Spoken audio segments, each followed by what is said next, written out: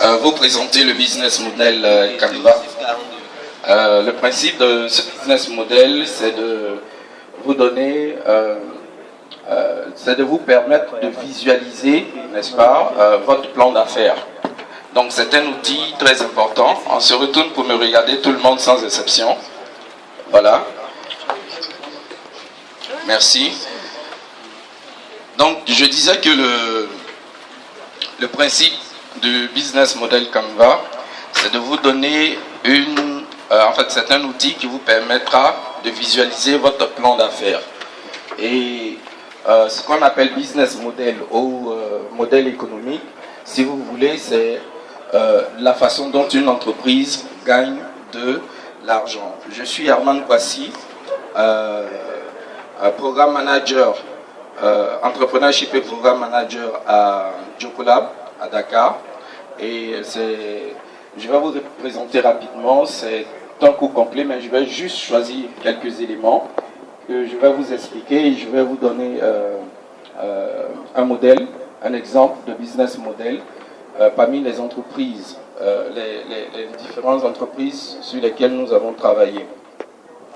Voilà, donc le business model peut être représenté par 9 blocs et il schématise les 4 grandes dimensions de l'entreprise: le client, l'offre, l'infrastructure et la viabilité financière. Donc c'est important de pouvoir le noter. Je vais vous donner une image complète du business model pour qu'on puisse avoir une idée et ensuite on va revenir plus en détail sur le business model pour que vous puissiez avoir une idée. Voilà comment se présente un business model Canva complet. Ici, nous avons 9 blocs. Nous avons le premier bloc, qui est le bloc le plus important, c'est votre proposition de valeur. Quand on parle de proposition de valeur, c'est de savoir ce que vous offrez à vos clients. Qu'est-ce que vous offrez à vos clients? Qu'est-ce que vous proposez? Ensuite, c'est de définir son segment client. Deuxième bloc. Troisième bloc, les canaux de distribution. Par quels moyens vous mettez à disposition à la disposition de vos clients les produits ou les solutions que vous avez créées. Quatrièmement, c'est les relations avec les clients. En haut ici, c'est de savoir quelles relations vous établissez avec vos clients. Est-ce que vos clients sont, si vous voulez, dans une relation privilégiée avec vous? Est-ce que vos clients, vous avez un retour avec vos clients, vous permettez d'échanger avec eux? Aujourd'hui, il y a un modèle qu'on utilise, qu'on appelle, qui permet aux clients de réagir sur les produits et les constructeurs adaptent, n'est-ce pas, leurs produits en fonction de la réaction des clients. Aujourd'hui, on parle de premiers produits, de premiers prototypes et en fonction des itérations qu'on a avec les clients, cela permet d'affiner, n'est-ce pas, votre proposition de valeur. C'est très important de savoir quel est le type de relation que vous établissez avec vos clients. Enfin, cette partie-là, normalement, doit générer un flux de revenus. Comment est-ce que vous gagnez de l'argent? D'où est-ce que vient votre argent? Est-ce que... voilà. Et ici, sur les 2 blocs que nous avons là, nous avons les ressources clés, c'est-à-dire quelles sont les ressources sur lesquelles vous vous basez pour construire votre entreprise, que ce soit les ressources financières, que ce soit les ressources matérielles, que ce soit les ressources humaines, de quoi vous avez besoin, n'est-ce pas, pour concrétiser votre proposition de valeur. Au niveau des activités clés, à quoi, c'est la question, c'est à quoi vous consacrez l'essentiel de votre temps en entreprise. Si vous êtes une entreprise, par exemple, de développement logiciel, l'essentiel du temps de vos ressources humaines sera consacré, n'est-ce pas, à... Allô? Il y a des coupures. Voilà, l'essentiel de vos ressources, du temps de vos ressources humaines sera consacré à la production, n'est-ce pas, de code. Ensuite, on a les partenaires clés. Dans votre business model, quels sont les partenaires dont vous avez besoin pour mettre à disposition ou développer votre plan d'affaires. Et puis le dernier modèle, le dernier bloc qui est en bas là, que nous allons voir rapidement également, cela permet de savoir quelle est la structure de coût. Parce que les ressources humaines que vous engagez, les activités que vous engagez, les relations avec les partenaires génèrent des coûts qu'il faut schématiser. Donc c'est important. Donc je vais dire que en un coup d'œil, n'est-ce pas, vous avez une idée essentielle en regardant, ça vous donne une idée de votre modèle d'affaires. L'intérêt de cet outil-là, ça vous permet de présenter votre pitch. Vous avez fait un pitch le vendredi, on a appelé ça Pitch Fire, 1 minute. C'était un pitch pour essentiellement sélectionner les projets. Mais le dimanche, vous aurez un pitch de 5 minutes.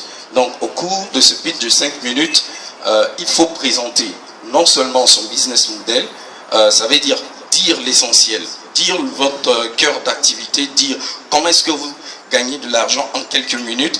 Et ce business model-là, normalement, si vous l'avez bien fait, doit vous permettre de dire en moins de 2 minutes, de dire de façon claire à vos investisseurs quel est votre produit, quels sont vos clients, comment vous comptez gagner de l'argent, quels sont les frais auxquels vous ferez face. Ok?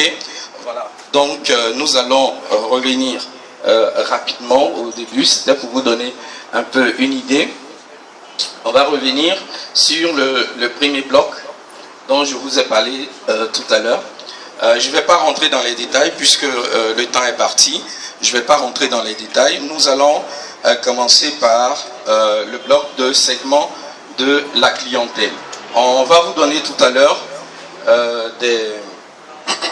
des grandes feuilles qui va représenter le business model Canva avec des post-it, n'est-ce pas? Donc en fonction des questions que vous allez vous poser, des réponses que vous allez donner, vous allez placer vos post-it dans le modèle, n'est-ce pas? Donc pour que vous ayez une idée. Donc le bloc segment de clientèle définit les groupes d'individus ou de groupes ou d'organisations que cible votre entreprise. En le faisant, vous devez répondre essentiellement à quelques types de questions. Pour qui nous créons de la valeur? Qui sont nos clients les plus importants? C'est essentiel de savoir. Parce qu'aujourd'hui, le problème et la difficulté, surtout avec ceux qui créent des logiciels, des plateformes Internet, etc., très souvent, on a des idées formidables, on est dans notre coin, on crée, on développe, mais très souvent, on n'a aucune relation avec nos clients. On a l'impression que notre idée est formidable, on finit de coder, on met le produit ou le service sur le marché, il fait un bid incroyable. Pourquoi? Parce qu'on n'a pas vraiment ciblé nos clients, on n'est pas allé dans l'interaction avec nos clients. Aujourd'hui, très rapidement, aujourd'hui, il y a une nouvelle approche qu'on appelle le Customer Development. C'est-à-dire que aujourd'hui, ceux qui développent, pour ceux qui créent des applications. Allô? Ok. L'idée n'est pas de créer une application très élaborée, mais c'est de créer un premier prototype. Vous allez vers le client. La façon dont vos clients réagissent, n'est-ce pas, les feedbacks de vos clients permettent d'améliorer le produit jusqu'à ce que vous trouvez une masse de clientèle capable de rentabiliser votre produit. Donc c'est important de pouvoir adopter cette attitude. C'est pour cela que, on vous le dit aujourd'hui, c'est une simulation d'entreprise où vous êtes, pour ceux qui vont créer des applications, pour ceux qui vont faire des sites internet, il est bon, par exemple, je sais que tout le monde est sur Twitter, tout le monde est sur Google+, il est important de demander à vos amis de tester les applications ou les plateformes que vous allez créer, pour que vous ayez, n'est-ce pas, un retour de vos clients. Parce qu'on ne veut pas que vous créez des modèles, vous créez des produits et que personne ne va utiliser. Voilà, que vous seul vous allez trouver formidable, mais que personne ne va utiliser. Donc il est important, pendant votre travail, de communiquer. C'est pour cela que on va vous demander, pendant que vous serez en train de travailler, il faudrait qu'il y ait quelqu'un qui assure la relation avec les clients. Par exemple, qui doit tweeter sur les différentes plateformes, sur les différents hashtags, qui doit chercher à fédérer l'ensemble de vos connaissances sur Facebook pour les inciter à utiliser, n'est-ce pas, en fait, les applications, les sites que vous serez en train de mettre en place. Ok, c'est bon, j'ai dit qu'on va passer rapidement parce qu'on n'a pas de temps.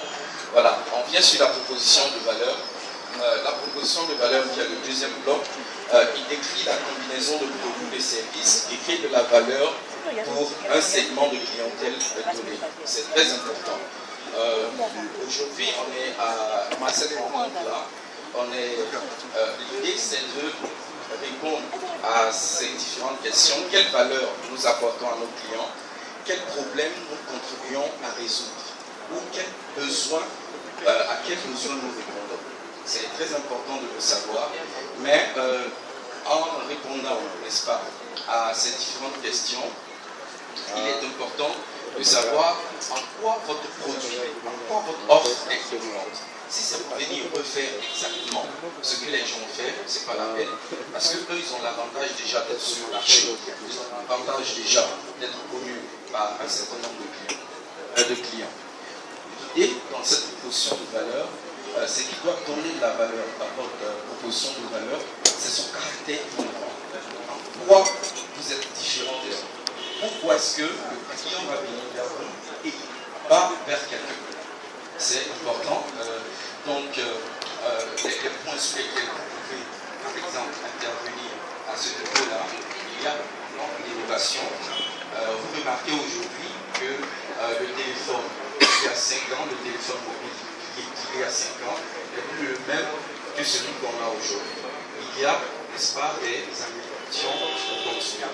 Vous verrez également qu'il y a des clients qui sont sensibles au prix. Il y a des gens, par exemple, si vous leur proposez un très bon produit bien fait, mais qui est moins cher, ils n'achèteront pas. Parce qu'ils vont dire que, comme c'est moins cher, c'est un produit de mauvaise qualité. Et à d'autres, si le prix est élevé, on n'est pas sûr de l'acheter. Ils ne sont pas prêts à dépasser un certain montant. Donc il faut bien définir le segment auquel vous vous adressez, de savoir quel besoin auquel vous répondez. C'est vraiment primordial. Parce que, en fait, c'est ce qui va faire donc votre produit. Donc le côté innovant également, aujourd'hui, par exemple, avec un smartphone, on peut faire beaucoup de choses, contrairement au téléphone d'hier. Donc, si le produit existant sur lequel vous pouvez travailler, quel est le plus? Quelle est la valeur ajoutée? Qu'est-ce que vous apportez d'innovant pour permettre à votre produit d'être différent des autres? J'ai vu hier dans les propositions de valeur, un qui, par exemple, proposait une application pour connaître les produits sur le marché.